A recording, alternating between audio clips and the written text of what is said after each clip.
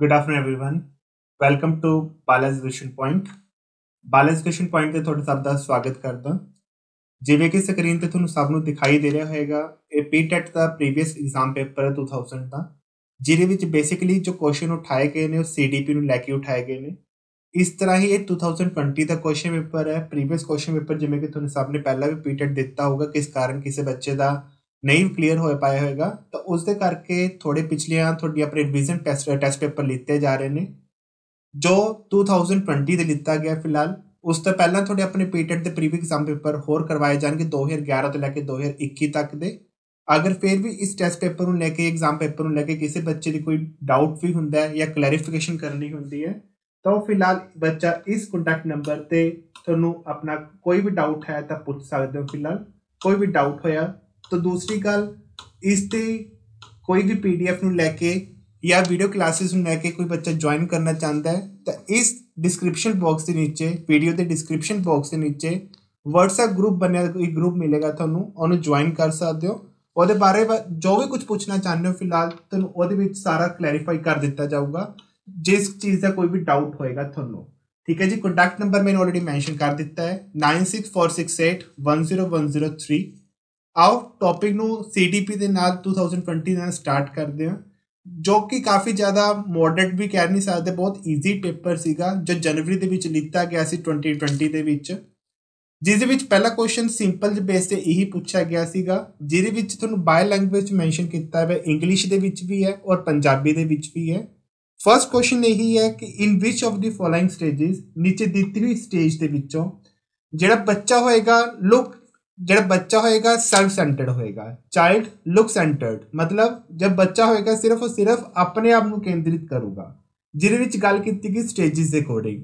ਜਿਵੇਂ ਕਿ CDP ਦੇ ਵਿੱਚ ਆਪਾਂ ਨੂੰ ਥਿਊਰੀਜ਼ ਪੁੱਛੀ ਜਾਂਦੀਆਂ ਨੇ, ਕਿ ਜਿਸ ਤਰ੍ਹਾਂ ਸਿਲੇਬਸ ਵੀ ਦਿੱਤੀ ਹੋਈਆਂ ਨੇ, ਜੀਨ ਪਿਆਜੇ ਥਿਊਰੀ ਦਿੱਤੀ ਹੋਈ ਹੈ, ਵਿਗੋਸਕੀ ਦੀ ਥਿਊਰੀ ਦਿੱਤੀ ਹੋਈ ਹੈ, ਕੋਲਬਰਗ ਥਿਊਰੀ ਦਿੱਤੀ ਹੋਈਆਂ ਨੇ, ਤਾਂ ਬਹੁਤ ਸਾਰੀ ਐਸੀ ਤੁਹਾਡੇ ਆਪਣੀ ਥਿਊਰੀਜ਼ ਲਰਨਿੰਗ ਚੋਂ ਨਿਕਲ ਕੇ ਆਉਣਗੇ ਤੁਹਾਡੇ। ਫਿਲਹਾਲ ਉਹਦੇ ਵਿੱਚ ਫਸਟ ਦੇ ਵਿੱਚ ਇਹੀ ਚੀਜ਼ ਦਿੱਤੀ ਹੋਈ ਹੈ ਕਿ ਕੁਐਸਚਨ ਦੇ ਅਕੋਰਡਿੰਗ ਕਿ ਕਿਹੜੇ ਬੱਚੇ ਦੇ ਵਿੱਚ ਐਸੀ ਸਟੇਜ ਪਾਈ ਜਾਂਦੀ ਹੈ ਜਿਹੜਾ ਬੱਚਾ ਸਿਰਫ ਸੈਲਫ ਸੈਂਟਰਡ ਹੋਏਗਾ, ਸਿਰਫ ਆਪਣੇ ਆਪ ਉੱਤੇ ਕੀ ਕਰੂਗਾ, ਕੇਂਦਰਿਤ ਕਰੂਗਾ। ਐਸਾ ਕਿਹੜੀ ਸਟੇਜ ਹੋਏਗੀ? ਜਿਸ ਤਰ੍ਹਾਂ ਤੁਹਾਡੇ ਸਾਹਮਣੇ ਆਪਸ਼ਨਸ ਦਿੱਤੀ ਹੋਈਆਂ ਨੇ। ਅਗਰ ਕਿਸੇ ਬੱਚੇ ਨੂੰ ਇੰਗਲਿਸ਼ 'ਚ ਪ੍ਰੋਬਲਮ ਆਉਂਦੀ ਹੈ ਤਾਂ ਪੰਜਾਬੀ ਵੀ ਫਿਲਹਾਲ ਦੇਖ ਸਕਦਾ, ਤੁਹਾਡੇ ਆਪਣੇ ਰਾਈਟ ਸਾਈਡ ਤੇ ਪੰਜਾਬੀ ਵੀ ਮੈਂਸ਼ਨ ਕੀਤੀ ਹੋਈ ਹੈ। ਤਾਂ ਜਿਵੇਂ ਕਿ ਸਟੇਜ ਬਾਰੇ ਪੁੱਛਿਆ ਗਿਆ ਤਾਂ ਫਸਟ ਸਟੇਜ ਇਹੀ ਕਹਿੰਦੀ ਹੈ ਕਿ ਇਨਫੈਂਸੀ ਸਟੇਜ 'ਚ ਬੱਚਾ ਸੈਲਫ ਸੈਂਟਰਡ ਹੋਏਗਾ। ਦੂਸਰੀ ਗੱਲ, ਇਨਫੈਂਸੀ ਦੀ ਉਮਰ ਵੀ ਪਤਾ ਹੋਣੀ ਚਾਹੀਦੀ ਹੈ। ਜਿਹੜੀ ਇਨਫੈਂਸੀ ਦੀ ਉਮਰ ਹੁੰਦੀ ਹੈ, ਕਈ ਬੁੱਕਸ ਕਹਿੰਦੀਆਂ ਨੇ ਕਿ 0 ਤੋਂ ਲੈ ਕੇ 1 ਸਾਲ ਦੀ ਹੁੰਦੀ ਹੈ, ਲੇਕਿਨ ਜਦੋਂ ਅਸੀਂ ਜੀਨ ਪਿਆਜੇ ਸਟੇਜ ਪੜ੍ਹਦੇ ਹਾਂ ਤਾਂ ਇਨਫੈਂਸੀ ਸਟੇਜ ਉਹਨਾਂ ਦੁਬਾਰਾ 0 ਤੋਂ ਲੈ ਕੇ 2 ਸਾਲ ਦੱਸੀ ਹੋਈ ਹੈ। ਉਸ ਤੋਂ ਬਾਅਦ B ਆਪਸ਼ਨ ਹੈ ਤੁਹਾਡੇ ਵਾਸਤੇ ਅਰਲੀ ਚਾਈਲਡਹੁੱਡ, C ਆਪਸ਼ਨ ਹੈ ਤੁਹਾਡੇ ਵਾਸਤੇ ਅਡੋਲਸੈਂਟ ਦੀ, D ਆਪਸ਼ਨ ਹੈ ਤੁਹਾਡੇ ਵਾਸਤੇ ਅਡਲਟਹੁੱਡ ਦੀ। ਤਾਂ ਜਿਵੇਂ ਕਿ ਤੁਹਾਨੂੰ ਪੁੱਛਿਆ ਗਿਆ ਸੈਲਫ ਸੈਂਟਰਡ ਦੀ ਗੱਲ ਕੀਤੀ ਗਈ ਹੈ, ਜਿੱਥੇ ਬੱਚਾ ਆਪਣੇ ਸਹਿ ਕੇਂਦਰਿਤ ਉੱਤੇ ਹੀ ਸਿਰਫ ਦਿਖਾਈ ਦੇਊਗਾ, ਫੋਕਸ ਕਰੂਗਾ, ਬੱਚੇ ਨੂੰ ਸਿਰਫ ਆਪਣੇ ਆਪ ਨਾਲ ਪਿਆਰ ਹੋਊਗਾ। ਅਗਰ ਮੈਂ ਗੱਲ ਕਰਾਂ ਇਸ ਚੀਜ਼ ਨੂੰ ਲੈ ਕੇ ਤਾਂ ਇੱਕ ਤਰ੍ਹਾਂ ਦੀ ਡੈਫੀਨੇਸ਼ਨ ਇਹ ਵੀ ਨਿਕਲ ਕੇ ਆਉਂਦੀ ਹੈ, ਜਦੋਂ ਬੱਚਾ ਸਿਰਫ ਸੈਲਫ ਲਵ ਨੂੰ ਦੇਖੂਗਾ, ਆਪਣੇ ਆਪ ਨੂੰ ਪਿਆਰ ਕਰੂਗਾ, ਬੱਚੇ ਨੂੰ ਆਪਣੇ ਮਾਤਾ ਪਿਤਾ ਦੇ ਨਾਲ ਨਹੀਂ ਹੁੰਦਾ, ਠੀਕ ਹੈ, ਜਾਂ ਕਹਿ ਸਕਦੇ ਬੱਚੇ ਨੂੰ ਯਾਰਾਂ ਦੋਸਤਾਂ ਨਾਲ ਨਹੀਂ ਹੁੰਦਾ, ਔਰ ਜਿਹੜੀ ਚੀਜ਼ ਪੂਰੀ ਹੋ ਜਾਂਦੀ ਹੈ ਬੱਚਾ ਸਿਰਫ ਆਪਣੀ ਚੀਜ਼ ਨੂੰ ਪੂਰੀ ਕਰਦਾ ਹੈ। ਤਾਂ ਸੈਲਫ ਲਵ ਜਾਨੀ ਕਿ ਈਗੋਸੈਂਟਰਿਕ ਜਿਹਨੂੰ ਅਸੀਂ ਬੋਲਦੇ ਹਾਂ, ਸੈਲਫ ਸੈਂਟਰਡ ਬੋਲਦੇ ਹਾਂ, ਉਹ ਕਿਹੜੀ ਸਟੇਜ ਦੇ ਵਿੱਚ ਪਾਇਆ ਜਾਂਦਾ ਹੈ? ਤੇ ਜਿਹੜੀ ਆਪਸ਼ਨ ਦਿੱਤੀ ਗਈ ਤੁਹਾਡੇ ਆਪਣੇ ਰਾਈਟ ਆਨਸਰ ਦੇ ਅਕੋਰਡਿੰਗ, ਜੋ 2020 ਦੇ ਵਿੱਚ ਪੇਪਰ ਲਿੱਤਾ ਗਿਆ ਸੀ ਪੰਜਾਬ ਗਵਰਨਮੈਂਟ ਦੇ ਕਰਨੀ ਤੋਂ, ਤਾਂ ਉਹਦੇ ਵਿੱਚ ਇੱਕੋ ਹੀ ਕੁਐਸਚਨ ਦੇ ਉੱਤੇ ਆਨਸਰ ਸਟੇਜ ਦੇ ਉੱਤੇ ਦਿੱਤਾ ਗਿਆ ਸੀ ਆਪਸ਼ਨ, ਉਹ ਤੁਹਾਡੀ ਆਪਣੀ ਹੈਗੀ ਹੈ ਅਰਲੀ ਚਾਈਲਡਹੁੱਡ। ਜਿਵੇਂ ਕਿ ਆਪਸ਼ਨ ਨੰਬਰ B, ਜੋ ਮੇਰੇ ਤੁਹਾਡੇ ਸਾਹਮਣੇ ਆਨਸਰ ਵੀ ਉਰੇ ਰੱਖਿਆ ਹੋਇਆ ਹੈ, ਆਨਸਰ ਇਹਦਾ ਆ ਜਾਊਗਾ ਤੁਹਾਡੇ ਵਾਸਤੇ B। ਚਾਈਲਡ, ਜਿਹਦੇ ਵਿੱਚ ਬੱਚਾ ਕੀ ਹੋਊਗਾ, ਚਾਈਲਡ ਮਤਲਬ ਕਿ ਜਿਹੜਾ ਇੱਕ ਛੋਟਾ ਬੱਚਾ ਹੁੰਦਾ ਹੈ, ਉਹ ਜਿਹੜੀ ਉਮਰ ਹੋਏਗੀ ਫਿਲਹਾਲ ਉਹ ਤੁਹਾਡੀ ਆਪਣੀ 2 ਤੋਂ ਲੈ ਕੇ 7 ਸਾਲ ਦੀ ਹੁੰਦੀ ਹੈ, ਜਿਸ 'ਚ ਬੱਚਾ ਸਿਰਫ ਆਪਣੇ ਉੱਤੇ ਕੇਂਦਰਿਤ ਕਰੂਗਾ, ਸਹਿ ਕੇਂਦਰਿਤ ਮਤਲਬ ਸੈਲਫ ਸੈਂਟਰਡ ਹੋਏਗਾ। ਠੀਕ ਹੈ। ਕੁਐਸਚਨ ਨੰਬਰ 2, ਬਹੁਤ ਈਜ਼ੀ ਕੁਐਸਚਨ ਸੀ, ਪਹਿਲਾ ਕੁਐਸਚਨ ਹੀ ਫਿਲਹਾਲ। ਕੁਐਸਚਨ ਨੰਬਰ 2 ਤੋਂ ਅਕੋਰਡਿੰਗ ਦੇਖੋ ਕੀ ਕਹਿੰਦਾ ਹੈ। ਇਹ ਥੋੜਾ ਜਿਹਾ ਟੀਚਰਸ ਉੱਤੇ ਦਿੱਤਾ ਗਿਆ ਹੈ, ਟੀਚਰਸ ਦੀ ਕੁਆਲਿਟੀ ਉੱਤੇ ਕੁਐਸਚਨ ਇਹ ਬੋਲਦਾ ਪਿਆ ਹੈ। ਜਿਵੇਂ ਕੁਐਸਚਨ ਨੰਬਰ 2 ਕਹਿੰਦਾ ਕੀ ਹੈ, ਦ ਮੋਸਟ ਇੰਪੋਰਟੈਂਟ ਕੁਆਲਿਟੀ। ਹੁਣ ਧਿਆਨ ਰੱਖਿਓ, ਜਿੱਥੇ ਮੋਸਟ ਵਰਡ ਆ ਗਿਆ ਉੱਥੇ ਆਪਸ਼ਨ ਦੇ ਅਕੋਰਡਿੰਗ ਇੱਕੋ ਹੀ ਆਪਸ਼ਨ ਹੋਊਗੀ ਜੋ ਸਭ ਤੋਂ ਇੰਪੋਰਟੈਂਟ ਹੋਣੀ ਚਾਹੀਦੀ ਹੈ ਟੀਚਰ ਦੇ ਵਿੱਚ। The most important quality of N effective teachers is, ਇੱਕ ਕਹਿ ਸਕਦੇ ਕਿ ਪ੍ਰਭਾਵਸ਼ੀਲ ਟੀਚਰ ਦਾ ਹੋਣ ਦੇ ਵਿੱਚ ਉਹਦੇ 'ਚ ਪਹਿਲੀ ਕੁਆਲਿਟੀ ਜਾਂ ਮੋਸਟ ਇੰਪੋਰਟੈਂਟ ਕੁਆਲਿਟੀ ਕਿਹੜੀ ਪਾਈ ਜਾਂਦੀ ਹੈ? ਅਗਰ ਆਪਸ਼ਨ ਚੈੱਕ ਕਰਦੇ ਹੋ ਤਾਂ ਉਹਦੇ ਵਿੱਚ ਆਪਸ਼ਨਾਂ ਦੇ ਅਕੋਰਡਿੰਗ ਸਾਰੀ ਆਪਸ਼ਨਾਂ ਸਹੀ ਨੇ ਜੋ ਟੀਚਰ ਬਾਰੇ ਦਿੱਤੀ ਗਈਆਂ ਨੇ। ਜਿਵੇਂ ਕਿ ਆਪਸ਼ਨ ਨੰਬਰ ਏ ਦੇ ਵਿੱਚ ਕਹਿੰਦਾ ਕੀ ਹੈ, deep knowledge about the subject taught, ਜੋ ਟੀਚਰ ਸਮਝਾਉਂਦਾ ਪਿਆ ਪੜ੍ਹਾਉਂਦਾ ਪਿਆ ਜਿਸ ਸਬਜੈਕਟ ਬਾਰੇ ਪੜ੍ਹਾਉਂਦਾ ਪਿਆ ਉਹਦੀ ਟੀਚਰ ਨੂੰ ਨੌਲੇਜ ਹੋਣੀ ਜ਼ਰੂਰੀ ਹੈ। ਸੈਕਿੰਡ ਆਪਸ਼ਨ ਕਹਿੰਦਾ ਕੀ ਹੈ, ਸਟ੍ਰਿਕਟ ਡਿਸਿਪਲਿਨ ਹੋਣਾ ਚਾਹੀਦਾ, ਫਰੈਂਡਲੀ ਨਹੀਂ ਹੋਣਾ ਚਾਹੀਦਾ ਬੱਚਿਆਂ ਦੇ ਨਾਲ, ਜਾਂ ਬੱਚੇ ਟੀਚਰ ਦੇ ਨਾਲ ਫਰੈਂਡਲੀ ਨਹੀਂ ਹੋਣੇ ਚਾਹੁੰਦੇ। ਸੀ ਪੁਆਇੰਟ ਕਹਿੰਦਾ ਕੀ ਹੈ, good wrapped with the students, ਜਿਹੜਾ ਬੱਚੇ ਦੇ ਨਾਲ ਕੀ ਹੋਏਗਾ, ਟੀਚਰ ਦਾ ਅੱਛਾ ਸਹਿਯੋਗ ਹੋਏਗਾ, ਅੱਛਾ ਸਹਿਯੋਗ ਹੋਊਗਾ, ਜਾਂ ਕਹਿ ਸਕਦੇ ਸੰਪਰਕ ਅੱਛਾ ਹੋਣਾ ਚਾਹੀਦਾ ਹੈ। ਠੀਕ ਹੈ, ਉਹੀ ਫਰੈਂਡਲੀ ਨੇਚਰ ਦੀ ਗੱਲ ਕੀਤੀ ਗਈ ਹੈ। ਔਰ ਡੀ ਪੁਆਇੰਟ ਕਹਿੰਦਾ ਕਿ ਗੁੱਡ ਮੋਟੀਵੇਟਰ, ਇੱਕ ਚੰਗਾ ਕਹਿ ਸਕਦੇ ਪ੍ਰੇਰਕ ਹੋਣਾ ਚਾਹੀਦਾ ਹੈ। ਤਾਂ ਮੋਸਟ ਇੰਪੋਰਟੈਂਟ ਕਹਿੰਦੇ ਜਿੱਥੇ ਤੁਹਾਨੂੰ ਪਹਿਲਾਂ ਵੀ ਦੱਸਿਆ ਕਿ ਜਿਸ ਵਰਡ ਆ ਜਾਏ ਮੋਸਟ ਦਾ ਮਤਲਬ ਸਿਰਫ ਇੱਕੋ ਹੀ ਕੁਆਲਿਟੀ ਮੇਨ ਉਹਦੇ ਵਿੱਚ ਹੋਣੀ ਚਾਹੀਦੀ ਹੈ, ਉਹ ਤੁਹਾਡੇ ਅਕੋਰਡਿੰਗ ਸਾਰੀ ਬਣਦੀਆਂ ਨੇ, ਲੇਕਿਨ ਅਗਰ ਦੇਖਿਆ ਜਾਵੇ ਤਾਂ ਪਹਿਲਾ ਮੇਨ ਪੁਆਇੰਟ ਕੀ ਹੋਏਗਾ, ਟੀਚਰ ਦਾ ਮੋਟੀਵੇਟਰ ਹੋਣਾ ਜ਼ਰੂਰੀ ਹੈ, ਤਾਂ ਹੀ ਬਾਕੀ ਚੀਜ਼ਾਂ ਹੋ ਸਕਦੀਆਂ ਨੇ। ਠੀਕ ਹੈ, ਤੇ ਧਿਆਨ ਰੱਖਣਾ ਜਦੋਂ ਵੀ ਮੋਸਟ ਦੀ ਗੱਲ ਕੀਤੀ ਜਾਂਦੀ ਹੈ, ਜਦੋਂ ਸਭ ਤੋਂ ਇੱਕ ਮਹੱਤਵਪੂਰਨ ਗੁਣ ਦੀ ਗੱਲ ਕੀਤੀ ਜਾਂਦੀ ਹੈ ਤਾਂ ਇੱਕੋ ਹੀ ਮੇਨ ਕੁਆਲਿਟੀ ਨਿਕਲ ਕੇ ਆਊਗੀ ਜਿਹਦੇ ਵਿੱਚ ਤੁਸੀਂ ਟਿਕ ਮਾਰਕ ਕਰਨੀ ਹੈ ਅ ਗੁੱਡ ਮੋਟੀਵੇਟਰ ਤੇ, ਕੀਤੀ ਵੀ ਹੋਊਗੀ ਜਿੰਨਾ ਬੱਚਿਆਂ ਨੇ ਦਿੱਤੇ ਹੋਣਗੇ ਫਿਲਹਾਲ। ਤੇ ਜਿਹੜਾ ਇਹਦਾ ਆਨਸਰ ਆਏਗਾ ਸਾਡੇ ਵਾਸਤੇ ਉਹ ਡੀ ਆਪਸ਼ਨ ਆਏਗੀ ਜੋ ਰਾਈਟ ਆਨਸਰ ਹੈ। ਕੁਐਸਚਨ ਨੰਬਰ 3 ਮੋਡਰੇਟ ਕੁਐਸਚਨ ਸੀਗਾ। Question number 3 which of the following is not the tool for formative assessment, ਜਿਹਨੂੰ ਅਸੀਂ FA1 ਬੋਲਦੇ ਆ, FA2 ਬੋਲਦੇ ਆ। ਠੀਕ ਹੈ, ਇਹਦੇ ਵਿੱਚ ਨੀਚੇ ਕੁਐਸਚਨ ਦਿੱਤੇ ਆਪਸ਼ਨ ਦਿੱਤੀ ਹੋਈਆਂ ਨੇ, ਆਪਸ਼ਨ ਦੇ ਅਕੋਰਡਿੰਗ ਪੁੱਛਦਾ ਕੀ ਹੈ ਕਿ FA ਟੈਸਟ ਜਿਹਨੂੰ ਅਸੀਂ ਬੋਲਦੇ ਆ ਫਾਰਮੇਟਿਵ ਅਸੈਸਮੈਂਟ ਬੋਲਦੇ ਆ, ਇਹਨਾਂ ਵਿੱਚ ਦਿੱਤੀ ਹੋਈ ਟੂਲਸ ਦੇ ਵਿੱਚ ਕਿਹੜੀ ਚੀਜ਼ ਨਹੀਂ ਆਉਂਦੀ ਹੈ। A ਆਪਸ਼ਨ ਹੈ ਕੰਜ਼ਰਵੇਸ਼ਨ ਸਕਿੱਲ ਨਹੀਂ ਆਉਂਦੀ ਹੈ, ਜਾਂ B ਆਪਸ਼ਨ ਹੈ ਸਾਡੇ ਵਾਸਤੇ ਮਲਟੀਪਲ ਚੁਆਇਸ ਕੁਐਸਚਨ ਨਹੀਂ ਆਉਂਦੇ ਹੈ, ਜਾਂ ਪ੍ਰੋਜੈਕਟ ਨਹੀਂ ਆਉਂਦਾ, ਜਾਂ ਡੀ ਆਪਸ਼ਨ ਕਹਿੰਦਾ ਓਰਲ ਕੁਐਸਚਨਸ ਨਹੀਂ ਆਉਂਦੇ। ਤਾਂ FA1 ਦੀ ਗੱਲ ਕੀਤੀ ਹੈ, FA2 ਦੀ ਗੱਲ ਕੀਤੀ ਹੈ, ਜਾਂ ਫਾਰਮੇਟਿਵ ਅਸੈਸਮੈਂਟ ਦੀ ਗੱਲ ਕੀਤੀ ਹੈ। ਠੀਕ ਹੈ, ਟੌਪਿਕ ਹੈ ਤੁਹਾਡੇ ਵਾਸਤੇ ਇਹਦੇ ਵਿੱਚ ਕਿ ਬੱਚੇ ਦਾ ਇੰਡੀਵਿਜੂਅਲ ਲੈਵਲ ਕਿਵੇਂ ਚੈੱਕ ਕੀਤਾ ਜਾ ਸਕਦਾ ਹੈ, ਕਿ ਬੱਚੇ ਦੀ ਇੰਟਰਵਿਊ ਲੈ ਕੇ ਕੀਤਾ ਜਾ ਸਕਦਾ ਹੈ, ਜਾਂ ਨੀਚੇ ਦਿੱਤੀ ਆਪਸ਼ਨ ਦੇ ਅਕੋਰਡਿੰਗ ਦਿੱਤਾ ਗਿਆ ਹੈ। ਤਾਂ ਅਗਰ ਦੇਖਿਆ ਜਾਵੇ ਤਾਂ ਸਭ ਤੋਂ ਆਪਸ਼ਨ ਅਗਰ ਕਲੈਕਟ ਵੀ ਕਰਦੇ ਹੋ ਫਿਲਹਾਲ ਤਾਂ ਆਪਸ਼ਨ ਦੇ ਅਕੋਰਡਿੰਗ ਇੱਕ ਆਪਸ਼ਨ ਇੱਕ ਐਸੀ ਆਪਸ਼ਨ ਹੈ ਜੋ ਬਾਕੀ ਤਿੰਨ ਦੇ ਨਾਲ ਨਹੀਂ ਮਿਲਦੀ ਹੈ। ਤਾਂ ਤੁਹਾਡੇ ਸਾਹਮਣੇ ਅਗਰ ਦੇਖਿਆ ਜਾਵੇ ਤਾਂ MCQ ਕੁਐਸਚਨ ਜਿਹੜੇ ਹੈਗੇ ਆ, ਓਰਲ ਕੁਐਸਚਨ ਜਿਹੜੇ ਹੈਗੇ ਆ, ਕੰਜ਼ਰਵੇਸ਼ਨ ਸਕਿੱਲ ਜਿਹੜੀ ਹੈਗੀ ਆ ਉਹ ਬੇਸਿਕ ਕੁਐਸਚਨਸ ਨੇ। ਠੀਕ ਹੈ, ਤਾਂ ਉੱਥੇ ਗੱਲ ਕੀਤੀ ਕਿ ਫਾਰਮੇਟਿਵ ਅਸੈਸਮੈਂਟ ਦੀ, ਤਾਂ ਇੱਕੋ ਹੀ ਆਪਸ਼ਨ ਆਏਗੀ ਤੁਹਾਡੇ ਵਾਸਤੇ ਜੋ ਪ੍ਰੋਜੈਕਟ ਮੈਥਡ ਹੈ ਜੋ ਬਾਕੀ ਤਿੰਨ ਦੇ ਨਾਲ ਨਹੀਂ ਮਿਲਦਾ ਹੋਇਆ। ਠੀਕ ਹੈ, ਕਿਉਂਕਿ FA ਟੈਸਟ ਵਿੱਚ ਅਸੀਂ ਮੋਸਟਲੀ ਬੱਚੇ ਜਦੋਂ ਗੱਲ ਕਰਦੇ ਆ ਤਾਂ ਇੰਡੀਵਿਜੂਅਲੀ ਟੈਸਟ ਕਲੈਕਟ ਕੀਤਾ ਜਾਂਦਾ ਬੱਚੇ ਤੋਂ। ਤੇਰੇ ਜਿਹੜੇ ਆਨਸਰ ਆਏਗਾ ਤੁਹਾਡੇ ਵਾਸਤੇ ਉਹ C ਆਪਸ਼ਨ ਆਏਗਾ, ਕਿਉਂਕਿ ਉਹਦੇ ਵੀ ਕੁਐਸਚਨ 'ਚ ਪੁੱਛਿਆ ਗਿਆ ਹੈ ਨੋਟ ਫਾਰਮੇਟਿਵ ਅਸੈਸਮੈਂਟ ਦਾ ਟੂਲ ਨਹੀਂ ਹੈ। ਤਾਂ C ਆਪਸ਼ਨ ਸਾਡੇ ਵਾਸਤੇ ਰਾਈਟ ਆਨਸਰ ਆਊਗਾ, ਜੋ ਸਾਡੇ ਵਾਸਤੇ ਕੀ ਆਊਗਾ ਪ੍ਰੋਜੈਕਟ ਮੈਥਡ ਹੋਏਗਾ। ਠੀਕ ਹੈ, next question number 4 what type of evaluation identify learning deficiencies ਦੀ ਗੱਲ ਕੀਤੀ ਗਈ ਹੈ। ਧਿਆਨ ਰੱਖਣਾ deficiencies ਦੀ ਗੱਲ ਕੀਤੀ ਗਈ ਹੈ, ਕਿਹੜੀ ਇਵੈਲੂਏਸ਼ਨ ਹੈ ਜਿਹਦੇ ਵਿੱਚ ਬੱਚੇ ਦੀ ਡੈਫੀਸ਼ੀਐਂਸੀ ਔਰ ਇੱਕ ਤਰ੍ਹਾਂ ਦੀ ਲਰਨਰ ਦੀ ਡਿਫਿਕਲਟੀ ਨੂੰ ਕੀ ਕੀਤਾ ਜਾ ਸਕਦਾ, ਇਵੈਲੂਏਟ ਕੀਤਾ ਜਾ ਸਕਦਾ ਹੈ। ਨੀਚੇ ਵਾਲੀ ਚੀਜ਼ਾਂ ਦੇ ਵਿੱਚੋਂ ਜਿਹੜੀ ਆਪਸ਼ਨਸ ਦਿੱਤੀ ਹੋਈਆਂ ਨੇ, ਜਿਵੇਂ ਕਿ ਕਿਸੇ ਬੱਚੇ ਨੂੰ ਅਗਰ ਪੰਜਾਬੀ ਦੇ ਵਿੱਚ ਪ੍ਰੋਬਲਮ ਆਉਂਦੀ ਹੈ ਤਾਂ ਉਹਦੀ ਡੈਫੀਸ਼ੀਐਂਸੀ ਲੈਵਲ ਚੈੱਕ ਕੀਤਾ ਜਾ ਸਕਦਾ ਹੈ। ਕਿਸੇ ਬੱਚੇ ਨੂੰ ਲਿਖਣ 'ਚ ਪ੍ਰੋਬਲਮ ਆਉਂਦੀ ਹੈ ਤਾਂ ਉਹਦੀ ਡਿਫਿਕਲਟੀ ਲੈਵਲ ਦੇਖਿਆ ਜਾ ਸਕਦਾ ਹੈ। ਤਾਂ ਉਹਦੇ ਵਿੱਚ ਇਵੈਲੂਏਸ਼ਨ ਕਿਸ ਟਾਈਪ ਦੇ ਵਿੱਚ ਦਿੱਤੀ ਜਾਊਗੀ ਜਿਸ 'ਤੇ ਤੁਸੀਂ ਆਈਡੈਂਟੀਫਾਈ ਕਰ ਸਕਦੇ ਹੋ ਇੱਕ ਲਰਨਰ ਦੀ ਕਮੀਆਂ ਨੂੰ, ਇੱਕ ਲਰਨਰ ਦੀਆਂ ਮੁਸ਼ਕਿਲਾਵਾਂ ਨੂੰ ਪਹਿਚਾਣ ਵੀ ਕੀਤਾ ਜਾ ਸਕਦੀ ਹੈ। ਤਾਂ ਆਪਸ਼ਨ ਕਿਹੜੀ ਹੋ ਸਕਦੀ ਹੈ? ਪਹਿਲੀ ਗੱਲ ਤਾਂ ਤੁਸੀਂ ਡੈਫੀਸ਼ੀਐਂਸੀ ਦੀ ਗੱਲ ਕਰਦੇ ਹੋ। ਮੈਂ ਬਹੁਤ ਵਾਰ ਐਗਜ਼ਾਮਪਲ ਦਿੱਤੀ ਹੋਈ ਹੈ, ਜਦੋਂ ਅਸੀਂ ਡਾਕਟਰ ਦੇ ਪਾਸ ਜਾਂਦੇ ਹਾਂ ਤਾਂ ਫਿਲਹਾਲ ਅਸੀਂ ਚੁੱਪ ਕਰਕੇ ਉੱਥੇ ਬੈਠ ਨਹੀਂ ਜਾਂਦੇ। ਡਾਕਟਰ ਫਿਲਹਾਲ ਸਾਨੂੰ ਪੁੱਛਦਾ ਤੁਹਾਨੂੰ ਕਿਹੜੀ ਬਿਮਾਰੀ ਹੈ। ਜਦੋਂ ਤੁਸੀਂ ਆਪਣੀ ਬਿਮਾਰੀ ਦਾ ਨਾਮ ਹੀ ਨਹੀਂ ਦੱਸੋਗੇ ਫਿਰ ਡਾਕਟਰ ਤੁਹਾਡਾ ਡਾਇਗਨੋਸ ਕਿਵੇਂ ਕਰੂਗਾ, ਉਸ ਨੂੰ ਚੈੱਕ ਕਿਵੇਂ ਕਰੂਗਾ, ਡੀਪਲੀ ਕਿਵੇਂ ਦੇਖਿਆ ਜਾਊਗਾ। ਇਹ ਤਾਂ ਹੈ ਨਹੀਂ ਤੁਸੀਂ ਚੁੱਪ ਕਰਕੇ ਬੈਠ ਜਾਓਗੇ, ਪੇਟ ਦਰਦ ਹੋ ਰਿਹਾ ਹੋਵੇਗਾ ਡਾਕਟਰ ਹਾਰਟ ਅਟੈਕ ਦੀ ਗੋਲੀ ਦੇ ਦੇਗਾ, ਐਸੀ ਕੁਝ ਨਹੀਂ ਹੋਗਾ। ਤਾਂ ਸਭ ਤੋਂ ਪਹਿਲਾਂ ਜੋ ਟੀਚਰ ਪਾਸ ਜਾਊਗਾ ਬੱਚਾ ਤਾਂ ਪਹਿਲਾਂ ਆਪਣੀ ਡੈਫੀਸ਼ੀਐਂਸੀ ਬਾਰੇ ਦੱਸੂਗਾ, ਮੈਨੂੰ ਕਿਸ ਦੇ ਵਿੱਚ ਪ੍ਰੋਬਲਮ ਆ ਰਹੀ ਹੈ। ਦੈਨ ਜਿਹੜਾ ਟੀਚਰ ਹੋਊਗਾ ਐਜ਼ ਲਾਈਕ ਅ ਡਾਕਟਰ ਹੀ ਹੋਏਗਾ, ਤਾਂ ਪਹਿਲੀ ਗੱਲ ਜੋ ਤੁਸੀਂ ਆਪਣੀ ਡੈਫੀਸ਼ੀਐਂਸੀ ਦੀ ਗੱਲ ਕਰੋਗੇ ਤਾਂ ਟੀਚਰ ਪਹਿਲਾਂ ਤੁਹਾਨੂੰ ਡਾਇਗਨੋਸ ਕਰੇਗਾ।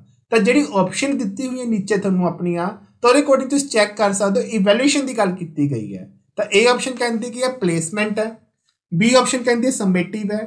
ਸਮੇਟਿਵ ਤਾਂ ਹੋ ਹੀ ਨਹੀਂ ਸਕਦੀ। ਸਮੇਟਿਵ ਤੁਹਾਨੂੰ ਸਭ ਨੂੰ ਪਤਾ ਜੋ ਆਲ ਓਵਰ ਪੂਰੇ ਸਾਲ ਦੀ ਗੱਲ ਕਰਦੀ ਹੈ, ਚਾਹੇ ਸਾਡੇ FA ਟੈਸਟ ਹੋ ਜਾਣ, ਠੀਕ ਹੈ, ਜਾਂ ਸਾਡੇ ਕਹਿ ਸਕਦੇ FA1 ਹੋ ਜੇ, FA2 ਹੋ ਜੇ, ਜਾਂ ਸੈਕਸ਼ਨਲ ਟੈਸਟ ਹੋ ਜਾਣ, ਠੀਕ ਹੈ। ਇਹ ਸਭ ਦਾ ਕੀ ਕਰੂਗੀ, ਟੋਟਲ ਕਰੂਗੀ। ਹੁਣ ਇੱਥੇ ਗੱਲ ਕੀਤੀ ਕਿ ਡੈਫੀਸ਼ੀਐਂਸੀ ਦੀ, ਡੈਫੀਸ਼ੀਐਂਸੀ ਔਰ ਡਿਫਿਕਲਟੀ ਤੁਹਾਨੂੰ ਸਭ ਨੂੰ ਪਤਾ ਹੈ ਸ਼ੁਰੂਆਤ ਦੇ ਵਿੱਚ ਹੀ ਹੁੰਦੀ ਹੈ।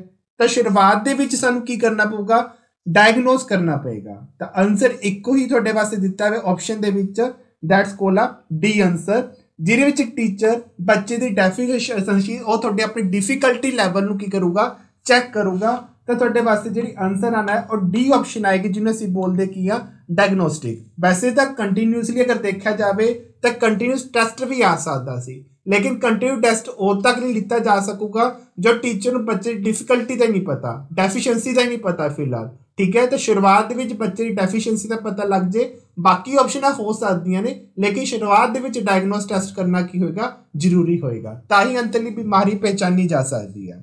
ਉਸ ਤੋਂ ਬਾਅਦ ਨੈਕਸਟ ਆਓ क्वेश्चन नंबर 5, जो अलग किस्म का क्वेश्चन है, जो पूछा भी होर तरीके का नहीं पूछा गया सीगा, जो थोड़े अपने सिलेबस के नाल भी नहीं हैगा।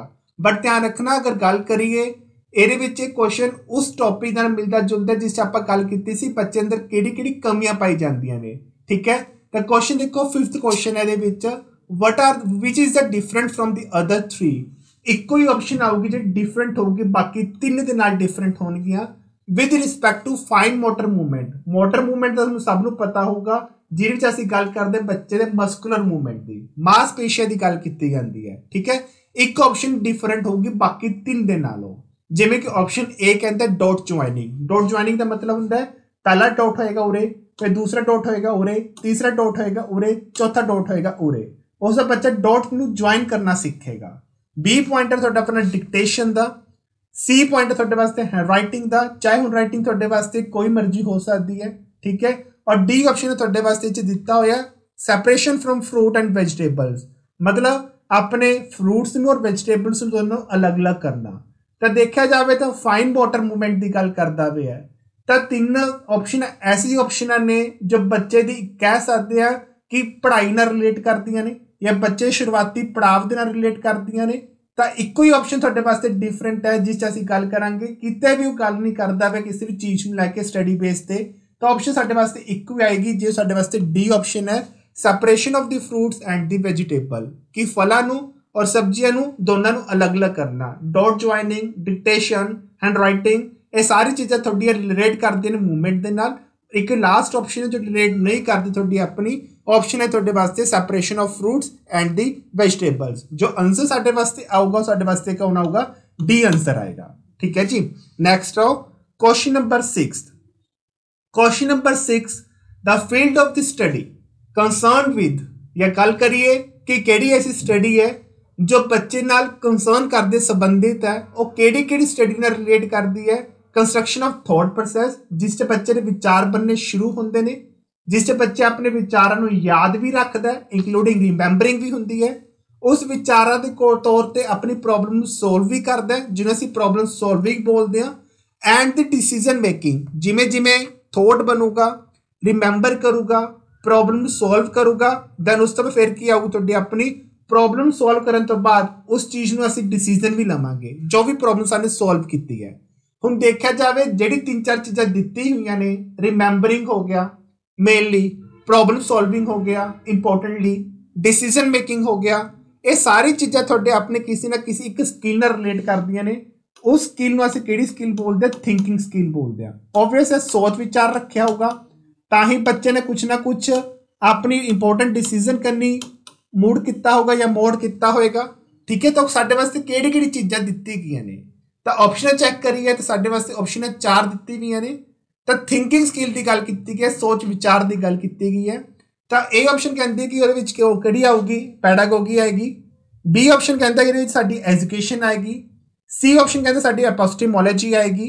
या डी साडे वास्ते कोग्निटिव डिवेलपमेंट आएगी। तो मैं तुहानूं आंसर पहले ऑलरेडी दस चुकिया कि जिहड़े साडे वास्ते 4-5 चीज़ां कीती गईयां ने, ये गल करदी तुहाडी अपनी थिंकिंग स्किल दी, बच्चे की कंस्ट्रक्शन की, बच्चे की बिल्डिंग की, बच्चे की नॉलेज की गल की गई है। तो वो वास्ते इको ही आंसर तुहाडा मेनली सैट किया जाएगा थिंकिंग स्किल दे नाल, जिन्होंने असीं बोलांगे बौद्धिक विकास, या इंग्लिश विच मैं गल करा तुहाडे वास्ते कोग्निटिव डिवेलपमेंट। जो राइट आंसर साडे वास्ते की है, डी आंसर आएगा। उस तो बाद क्वेश्चन नंबर 7 ईजी क्वेश्चन है, थोड़े घुमा फिरा के दिते ने, अगर जिन्होंने बेसिकली प्रैक्टिकल राही तुसीं ये चीज़ां समझदे हो तां भी सॉल्व कर सकते हो क्वेश्चन नूं। Question number 7, the more often a particular ability, इत्थे गल कीती गई पर्टिकुलर एबिलिटी दी, ਜਨਰਲ ਅਬਿਲਿਟੀ ਦੀ ਕੋਈ ਗੱਲ ਨਹੀਂ ਕੀਤੀ ਗਈ। ਮੋਟੀਵੇਸ਼ਨ ਦੀ ਥਿਊਰੀਜ਼ ਆਪਾਂ ਨੇ ਫਿਲਹਾਲ ਕੀਤੀ ਹੋਈਆਂ ਨੇ, ਉਸ 'ਚ ਅਬਿਲਿਟੀਜ਼ ਦੀ ਗੱਲ ਕੀਤੀ ਗਈ ਹੈ, ਬਟ ਇੱਥੇ ਕੁਐਸਚਨ ਪੁੱਛਿਆ ਗਿਆ ਪਾਰਟੀਕੂਲਰ ਅਬਿਲਿਟੀ ਦੀ। The more often a particular ability is used, ਅਗਰ ਅਸੀਂ ਇੱਕੋ ਹੀ ਪਾਰਟੀਕੂਲਰ ਅਬਿਲਿਟੀ ਨੂੰ ਯੂਜ਼ ਕਰਾਂਗੇ ਦੈਨ ਸਾਨੂੰ ਉਹ ਕੀ ਬਣਾ ਦੂਗੀ, ਡੈਸ਼ ਇਟ ਬਿਕਮਸ। ਹੁਣ ਜਿਹੜੀ ਡੈਸ਼ ਦਿੱਤੀ ਹੋਈ ਹੈ ਇਸ ਨੂੰ ਫਿਲ ਕਰਨਾ ਹੈ, ਉਹ ਸਾਨੂੰ ਕੀ ਬਣਾਉਗੀ। ਆਪਸ਼ਨ ਹੈ ਬਹੁਤ ਈਜ਼ੀ ਆਪਸ਼ਨ ਹੈ, ਇੱਕੋ ਹੀ ਬਾਰ-ਬਾਰ ਅਬਿਲਿਟੀ ਨੂੰ ਅਸੀਂ ਯੂਜ਼ ਕਰਦੇ ਜਾਵਾਂਗੇ ਤਾਂ ਓਬਵੀਅਸ ਉਹਦੇ ਵਿੱਚ ਅਸੀਂ ਜਿਹੜੀ ਸਾਡੀ ਅਬਿਲਿਟੀ ਉਹ ਜ਼ਿਆਦਾ ਸਟਰੋਂਗ ਹੁੰਦੀ ਜਾਏਗੀ। ਠੀਕ ਹੈ, ਤਾਂ ਆਂਸਰ ਇੱਕੋ ਹੀ ਬਣੇਗਾ। ਪਹਿਲਾਂ ਤਾਂ ਆਪਾਂ ਆਪਸ਼ਨ ਦੇਖ ਲੈਂਦੇ ਹਾਂ, ਵੀਕਰ, ਬੀ ਆਪਸ਼ਨ ਹੈ ਸਟਰੋਂਗਰ, ਡੀ ਆਪਸ਼ਨ ਹੈ ਤੁਹਾਡੇ ਵਾਸਤੇ, ਸੀ ਆਪਸ਼ਨ ਹੈ ਤੁਹਾਡੇ ਵਾਸਤੇ ਲੈਸ ਇੰਪੋਰਟੈਂਟ, ਔਰ ਡੀ ਆਪਸ਼ਨ ਤੁਹਾਡੇ ਵਾਸਤੇ ਮੋਰ ਇੰਪੋਰਟੈਂਟ। ਇੰਪੋਰਟੈਂਟ ਦੀ ਗੱਲ ਨਹੀਂ ਕੀਤੀ ਗਈ, ਅਬਿਲਿਟੀ ਦੀ ਗੱਲ ਕੀਤੀ ਗਈ ਹੈ, ਕਿਉਂਕਿ ਇਹਦੀ ਕੋਈ ਮੈਜ਼ਰਮੈਂਟ ਨਹੀਂ ਹੁੰਦੀ। ਠੀਕ ਹੈ ਜੀ, ਤੇ ਧਿਆਨ ਰੱਖਣਾ ਇੱਕੋ ਹੀ ਆਂਸਰ ਕਲੈਕਟ ਕੀਤਾ ਜਾਊਗਾ ਇਸ ਚੀਜ਼ ਨੂੰ ਲੈ ਕੇ, ਇੱਕੋ ਹੀ ਬਾਰ-ਬਾਰ ਅਬਿਲਿਟੀ ਨੂੰ ਯੂਜ਼ ਕਰਦੇ ਰਹੇ ਇੱਕੋ ਹੀ ਟਾਈਮ ਦੇ ਵਿੱਚ। ਠੀਕ ਹੈ, ਤਾਂ ਸਾਨੂੰ ਉਹਦੇ ਵਿੱਚ ਅਸੀਂ ਕੀ ਲੈ ਲਾਂਗੇ, ਸਟਰੋਂਗਲੀ ਐਕਸਪੀਰੀਅੰਸ ਲੈ ਲਾਂਗੇ, ਉਹ ਚੀਜ਼ ਸਾਨੂੰ ਕੀ ਬਣਾਉਂਦੀ ਜਾਊਗੀ, ਜ਼ਿਆਦਾਤਰ ਸਟਰੋਂਗਰ ਬਣਾਉਂਦੀ ਜਾਊਗੀ। ਤਾਂ ਆਂਸਰ ਤੁਹਾਡੇ ਅਕੋਰਡਿੰਗ ਜਿਹੜਾ ਬਣੇਗਾ ਉਹ ਬੀ ਆਪਸ਼ਨ ਆਏਗੀ, ਜਿਹਨੂੰ ਅਸੀਂ ਕੀ ਬੋਲਦੇ ਆ, ਸਟਰੋਂਗਰ ਬੋਲਦੇ ਆ। ਨੈਕਸਟ ਆਓ ਕੁਐਸਚਨ ਨੰਬਰ 8। ਕੁਐਸਚਨ ਨੰਬਰ 8 'ਚ ਗੱਲ ਕੀਤੀ ਗਈ ਹੈ ਚਿਲਡਰਨ ਆਰ ਯੂਜ਼ਲੀ ਈਗੋਸੈਂਟਰਿਕ, ਜਿਹਦੇ ਵਿੱਚ ਬੱਚਾ ਆਪਣੀ ਕਿਸੇ ਸਟੇਜ ਦੇ ਵਿੱਚ ਈਗੋਸੈਂਟਰਿਕ ਹੋਏਗਾ, ਔਰ ਜੀਨ ਪਿਆਜੇ ਦੇ ਅਕੋਰਡਿੰਗ ਉਹ ਦੋ ਸਟੇजेस ਨੇ ਜਿਹਦੇ ਵਿੱਚ ਬੱਚਾ ਕੀ ਹੁੰਦਾ, ਈਗੋਸੈਂਟਰਿਕ ਹੁੰਦਾ। ਈਗੋਸੈਂਟਰਿਕ ਸੈਲਫ ਲਵ ਵੀ ਕਹਿ ਦਿੰਦੇ ਨੇ, ਜਾਂ ਬੱਚਾ ਸਿਰਫ ਔਰ ਸਿਰਫ ਆਪਣੇ ਆਪ ਨੂੰ ਨਿਖਾਰਦਾ ਹੈ, ਕੰਸਟਰਕਟ ਕਰਦਾ ਹੈ। ਉਹ ਸਾਡੇ ਵਾਸਤੇ ਕਿਹੜੀ ਆ ਸਕਦੀ ਹੈ, ਤਾਂ ਜਿਵੇਂ ਕਿ ਸਟੇजेस ਤੁਹਾਨੂੰ ਸਭ ਨੂੰ ਕੀਤੀ ਹੋਈਆਂ ਨੇ ਫਿਲਹਾਲ। ਤਾਂ ਪਹਿਲੀ ਸਟੇਜ ਆਪਸ਼ਨ ਅਕੋਰਡਿੰਗ ਦੇਖੀਏ ਤਾਂ ਸੈਂਸਰੀ ਮੋਟਰ ਸਟੇਜ ਤੇ ਪ੍ਰੀ ਆਪਰੇਸ਼ਨਲ ਸਟੇਜ ਹੈ। ਬੀ ਆਪਸ਼ਨ ਸਾਡੇ ਵਾਸਤੇ ਫਾਰਮ ਆਪਰੇਸ਼ਨਲ ਤੇ ਸੈਂਸਰੀ ਮੋਟਰ ਸਟੇਜ ਹੈ। ਸੀ ਆਪਸ਼ਨ ਸਾਡੇ ਵਾਸਤੇ pre operational concrete operational stage ਹੈ। ਤੁਹਾਨੂੰ ਸਭ ਨੂੰ ਪਤਾ ਕੰਕਰੀਟ ਵਾਲੀ ਤਾਂ ਹੋ ਹੀ ਨਹੀਂ ਸਕਦੀ, ਕਿਉਂਕਿ ਉਹਦੇ ਵਿੱਚ ਬੱਚਾ ਗਰੁੱਪ ਨੂੰ ਸਮਝਣ ਲੱਗ ਜਾਂਦਾ ਹੈ, सोसाइटी ਨੂੰ ਕੁਝ ਨਾ ਕੁਝ ਐਡਵਾਂਟੇਜ ਦੇਣ ਲੱਗ ਜਾਂਦਾ ਹੈ। ਔਰ ਡੀ ਆਪਸ਼ਨ ਸਾਡੇ ਵਾਸਤੇ ਕੰਕਰੀਟ ਆਪਰੇਸ਼ਨਲ ਸਟੇਜ ਔਰ ਫਾਰਮ ਆਪਰੇਸ਼ਨ ਸਟੇਜ, ਜਿੱਥੇ ਕੰਕਰੀਟ ਆ ਗਿਆ ਉੱਥੇ ਆਪਸ਼ਨ ਤਾਂ ਆਊਗੀ ਹੀ ਆਊਗੀ। ਹੁਣ ਬਚੀਆਂ ਦੋ ਚੀਜ਼ਾਂ, ਸੈਂਸਰੀ ਮੋਟਰ ਔਰ ਪ੍ਰੀ ਆਪਰੇਸ਼ਨਲ, ਉਸ ਤੋਂ ਬਾਅਦ ਫਾਰਮ ਆਪਰੇਸ਼ਨ ਔਰ ਸੈਂਸਰੀ ਮੋਟਰ। ਤਾਂ ਫਾਰਮਲ ਆਪਰੇਸ਼ਨ ਦੀ ਗੱਲ ਕਰੀਏ ਤੇ ਇਹਦੇ ਵਿੱਚ ਬੱਚਾ ਜ਼ਰੂਰ ਸਾਡੇ ਵਾਸਤੇ ਦੇਖਿਆ ਜਾਵੇ ਤਾਂ ਇੱਥੇ ਲੌਜਿਕ ਨਾਲ ਸੋਚਣਾ ਸ਼ੁਰੂਆਤ ਕਰ ਦਿੰਦਾ, ਲੇਕਿਨ ਫਿਰ ਵੀ ਜਿਹੜੇ ਲੌਜਿਕ ਹੁੰਦੇ ਨੇ ਬੱਚੇ ਦੇ ਇਲੌਜਿਕ ਹੁੰਦੇ ਨੇ, ਮਤਲਬ ਦਿਮਾਗ ਨਾਲ ਕੰਮ ਕਰਨਾ ਸਟਾਰਟ ਕਰ ਦਿੰਦਾ, ਲੇਕਿਨ ਬਾਅਦ ਵਿੱਚ ਇਨ ਫਿਊਚਰ ਚੀਜ਼ਾਂ ਗਲਤ ਵੀ ਹੋ ਸਕਦੀਆਂ ਨੇ ਔਰ ਸਹੀ ਵੀ ਹੋ ਸਕਦੀਆਂ ਨੇ। ਚਲੋ ਇਹ ਆਪਸ਼ਨ ਤਾਂ ਨਹੀਂ ਬਣੂਗੀ, ਤਾਂ ਆਪਸ਼ਨ ਇੱਕੋ ਹੀ ਬਚ ਗਈ ਤੁਹਾਡੇ ਵਾਸਤੇ, ਪਹਿਲੇ ਵਾਲੀ, ਜਿਹਦੇ ਵਿੱਚ ਬੱਚੇ ਦਾ ਲਾੜ ਪਿਆਰ ਮਾਤਾ ਪਿਤਾ ਕਰਨੀ ਤੋਂ ਬਹੁਤ ਕੀਤਾ ਜਾਂਦਾ ਹੈ ਔਰ ਬੱਚਾ ਉਹਨਾਂ ਦਾ ਆਪਣੀ ਜਿੱਦ ਵੀ ਕੀ ਕਰ ਲੈਂਦਾ, ਪੂਰੀ ਕਰਵਾ ਲੈਂਦਾ। ਕਾਰਨ ਕੀ ਹੈ, ਕਿਉਂਕਿ ਬੱਚੇ ਨੂੰ ਸਿਰਫ ਆਪਣੀ ਜਿੱਦ ਨੂੰ ਪੂਰੀ ਕਰਨਾ ਹੈ। ਤਾਂ ਆਪਸ਼ਨ ਜਿਹੜੀ ਤੁਹਾਡੇ ਵਾਸਤੇ ਆਏਗੀ ਉਹ ਇਹ ਆਪਸ਼ਨ ਆਏਗੀ, ਜਿਵੇਂ ਕਿ ਤੁਹਾਡੇ ਸਾਹਮਣੇ ਆਪਸ਼ਨ ਵੀ ਦਿੱਤੀ ਹੋਈਆਂ ਨੇ ਔਰ ਇੰਪੋਰਟੈਂਟ ਆਪਸ਼ਨਸ ਨੇ ਸਾਰੀਆਂ। ਠੀਕ ਹੈ, ਇਸ ਨੂੰ ਉਸ ਬੱਚਾ ਸੋਲਵ ਕਰ ਸਕਦਾ ਜਿਨ੍ਹਾਂ ਨੂੰ ਮੋਟਰ ਸਟੇਜ ਪਤਾ ਹੋਊਗੀ, ਜਾਂ ਫਿਰ ਕਹਿ ਸਕਦੇ ਆ ਕਿ ਉਹਨਾਂ ਦੀ ਉਮਰਾਂ ਬਾਰੇ ਪਤਾ ਹੋਊਗਾ। ਉਸ ਤੋਂ ਬਾਅਦ question number 9th, question number 9th, which class of the learner are not included, note ਬਾਰੇ ਪੁੱਛਿਆ ਗਿਆ ਜੋ ਨਹੀਂ ਇੰਕਲੂਡ ਕੀਤੀ ਜਾਊਗੀ। ਕਿਹੜੀ ਕਲਾਸ ਹੈ ਲਰਨਰ ਦੀ ਜੋ ਨੀਚੇ ਵਾਲੀ ਕੈਟੇਗਰੀ ਕਿਹੜੀ ਹੈ, ਐਕਸੈਪਸ਼ਨਲ ਕੈਟੇਗਰੀ। ਐਕਸੈਪਸ਼ਨਲ ਕੈਟੇਗਰੀ ਦਾ ਮਤਲਬ ਹੁੰਦਾ ਜਿਨ੍ਹਾਂ ਨੂੰ ਅਸੀਂ ਕੀ ਬੋਲ ਸਕਦੇ ਹਾਂ, ਚਿਲਡਰਨ ਵਿਦ ਸਪੈਸ਼ਲ ਨੀਡਸ ਵਾਲੇ ਬੱਚੇ ਬੋਲ ਸਕਦੇ ਹਾਂ, ਜਿਨ੍ਹਾਂ ਨੂੰ ਕੁਝ ਅਲੱਗ ਕਲਾਸ ਦੀ ਲੋੜ ਪੈਂਦੀ ਹੈ, ਉਹਨਾਂ ਦੀ ਕੋਈ ਸਪੈਸ਼ਲ ਨੀਡਸ ਹੁੰਦੀਆਂ ਨੇ। ਠੀਕ ਹੈ, ਉਹਨਾਂ ਨੂੰ ਅਸੀਂ ਐਕਸੈਪਸ਼ਨਲ ਕੈਟੇਗਰੀ ਵਾਲੇ ਬੱਚੇ ਬੋਲ ਸਕਦੇ ਹਾਂ, ਜੋ ਉਸ ਦੇ ਵਿੱਚ ਇੰਕਲੂਡ ਨਹੀਂ ਕੀਤਾ ਜਾਂਦਾ। ਠੀਕ ਹੈ, ਕਿਹੜੀ ਆਪਸ਼ਨ ਹੋ ਸਕਦੀ ਹੈ, ਇੱਕੋ ਹੀ ਆਪਸ਼ਨ ਹੋਏਗੀ। ए ऑप्शन है स्लो, बी ऑप्शन है रिटार्डेड ਦਾ ਮਤਲਬ ਹੁੰਦਾ ਜਿਹੜੇ ਬੱਚੇ ਦਿਮਾਗੀ ਤੌਰ ਤੇ ਘੱਟ ਡਿਵੈਲਪ ਹੁੰਦੇ ਨੇ। ਠੀਕ ਹੈ, ਸੀ ਆਪਸ਼ਨ ਸਾਡੇ ਵਾਸਤੇ ਨਾਰਮਲ, ਡੀ ਆਪਸ਼ਨ ਸਾਡੇ ਵਾਸਤੇ ਗਿਫਟਡ। अगर किसी बच्चे ने IQ ਲੈਵਲ ਚੈੱਕ ਕੀਤਾ ਹੋਵੇ, ਬਹੁਤ ਬੜਾ ਇੱਕ ਟੇਬਲ ਦਿੱਤਾ ਗਿਆ ਸੀ ਐਲਫਰਡ ਨੋਬਲ ਦੁਆਰਾ, ਠੀਕ ਹੈ ਜੀ, ਐਲਫਰਡ ਬਿਨੇਟ ਦੁਆਰਾ, ਉਹਦੇ ਵਿੱਚ ਗੱਲ ਕੀਤੀ ਗਈ ਸੀ IQ ਲੈਵਲ ਦੇ ਅਕੋਰਡਿੰਗ।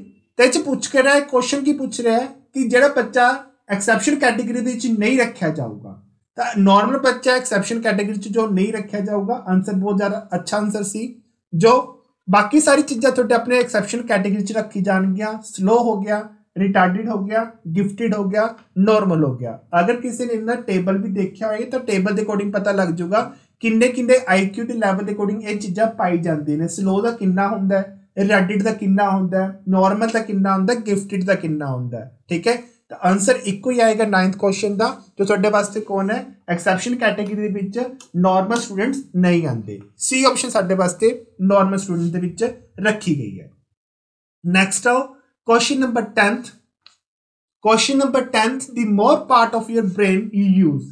देखो कहता कि इस क्वेश्चन ਦੇ ਵਿੱਚ ਕਹਿੰਦਾ ਆਪਣੇ ਦਿਮਾਗ ਨੂੰ ਤੁਸੀਂ ਜਿੰਨਾ ਮਰਜ਼ੀ ਯੂਜ਼ ਕਰੋਗੇ, ਜਿੰਨਾ ਯੂਜ਼ ਕਰੋਗੇ, the more likely you are dash information, ਤਾਂ ਉਹੀ ਇਨਫੋਰਮੇਸ਼ਨ ਤੁਹਾਡੇ ਦਿਮਾਗ ਦੇ ਵਿੱਚ ਡੈਸ਼ ਹੋ ਜਾਊਗੀ। ਆਨਸਰ ਬਹੁਤ ਈਜ਼ੀ क्वेश्चन है पूछा गया और आंसर भी बहुत ईजी है। दिमाग ਨੂੰ ਜਿੰਨਾ यूज करोगे ਉਹੀ ਇਨਫੋਰਮੇਸ਼ਨ ਦਿਮਾਗ ਦੇ ਵਿੱਚ ਜਿਹੜੀ ਰੱਖਣੀ ਹੈ, ਠੀਕ ਹੈ, ਰੱਖਣੀ ਮੈਂ ਆਨਸਰ ਦੱਸ ਚੁੱਕਿਆ। ਫਿਲਹਾਲ ਉਹੀ ਇਨਫੋਰਮੇਸ਼ਨ ਤੁਹਾਡੇ ਦਿਮਾਗ ਦੇ ਵਿੱਚ ਕੀ ਹੋ ਜੂਗੀ, ਸਟੋਰ ਹੋ ਜੂਗੀ। ਜਿੰਨਾ ਤੁਸੀਂ ਉਹ ਇਨਫੋਰਮੇਸ਼ਨ ਬਾਅਦ ਤੋਂ ਬਾਅਦ ਸੋਲਵ ਕਰਨ ਦੀ ਕੋਸ਼ਿਸ਼ ਕਰੋਗੇ, ਜਿੰਨਾ ਡੀਪਲੀ ਜਾਓਗੇ। ਤਾਂ ਆਪਸ਼ਨ ਦੇਖਦੇ ਹਾਂ ਫਿਲਹਾਲ ਕੀ ਕਹਿੰਦੀ ਹੈ।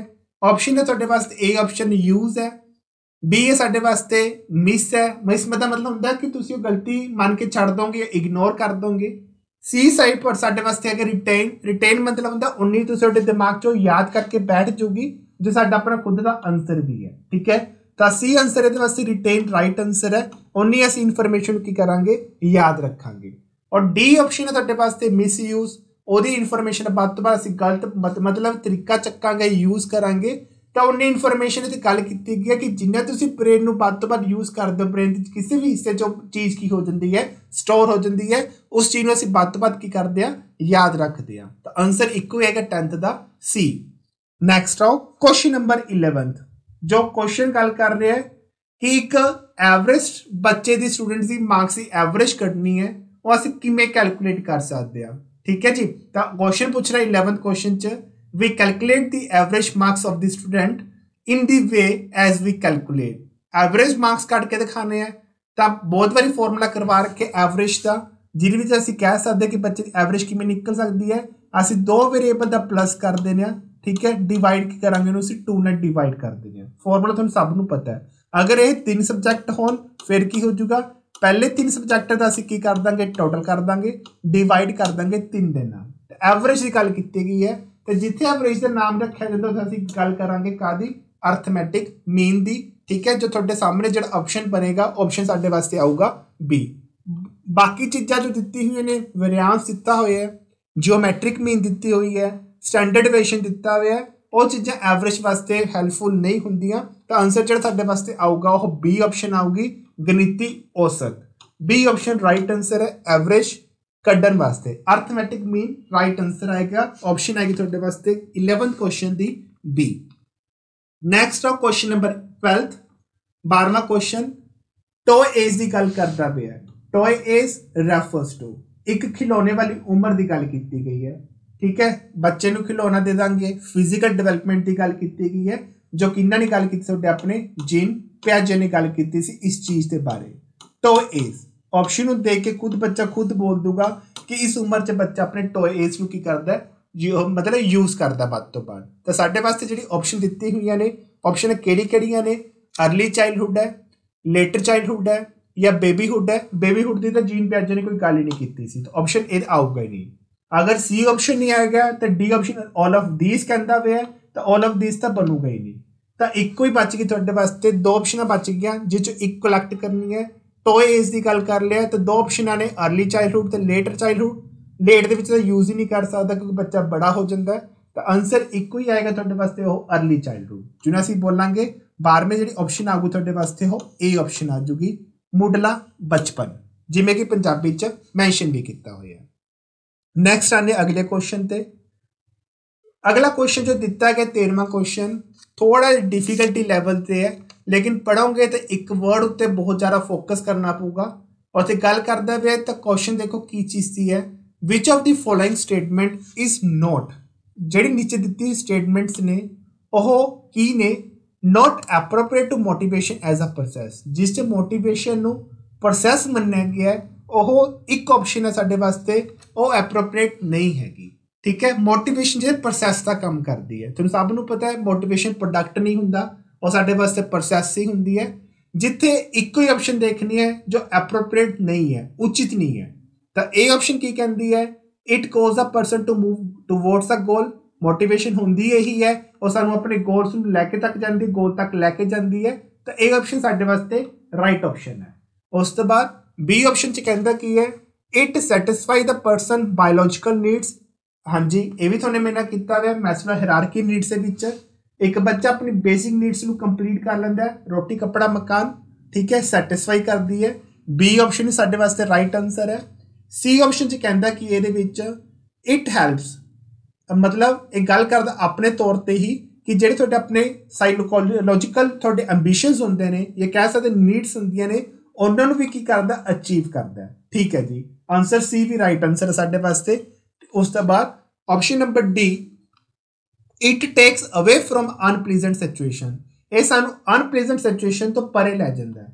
ਪਰੇ ਲੈ ਜਾਂਦਾ ਮਤਲਬ ਕੀ ਹੋਊਗਾ, ਜਦੋਂ ਤੱਕ ਤੁਹਾਨੂੰ ਐਡਵਾਈਸ ਨਹੀਂ ਮਿਲ ਸਕਦੀ ਉਸ ਤਰੀਕੇ ਨਾਲ ਤੁਸੀਂ ਤਾਂ ਜਾ ਨਹੀਂ ਸਕਦੇ। ਠੀਕ ਹੈ, ਤਾਂ तीन ऑप्शन ਤੁਹਾਡੇ ਵਾਸਤੇ ਰਾਈਟ ਆਨਸਰ ਨੇ। ਗੋਲ ਨੂੰ ਸਾਡੇ ਵਾਸਤੇ ਗੋਲ ਤੱਕ ਲੈ ਕੇ ਜਾਂਦੀ ਹੈ, ਠੀਕ ਹੈ, ਬਾਇਓਲੋਜੀਕਲ ਨੀਡਸ ਕੰਪਲੀਟ ਹੁੰਦੀਆਂ ਨੇ, ਸਾਈਕੋਲੋਜੀਕਲ ਨੀਡਸ ਕੰਪਲੀਟ ਹੁੰਦੀਆਂ ਨੇ, ਲੇਕਿਨ ਲਾਸਟ ਵਾਲੀ ਤੁਹਾਡੇ ਆਪਣੀ ਮੋਟੀਵੇਸ਼ਨ ਪ੍ਰੋਸੈਸ ਨਾਲ ਨਹੀਂ ਮਿਲਦੀ ਕਿ ਉੱਥੇ ਗੱਲ ਕੀਤੀ ਗਈ ਹੈ ਪ੍ਰੋਸੈਸ ਦੀ, ਇੱਕ क्रिया की गल की है, प्रक्रिया की गल की गई है।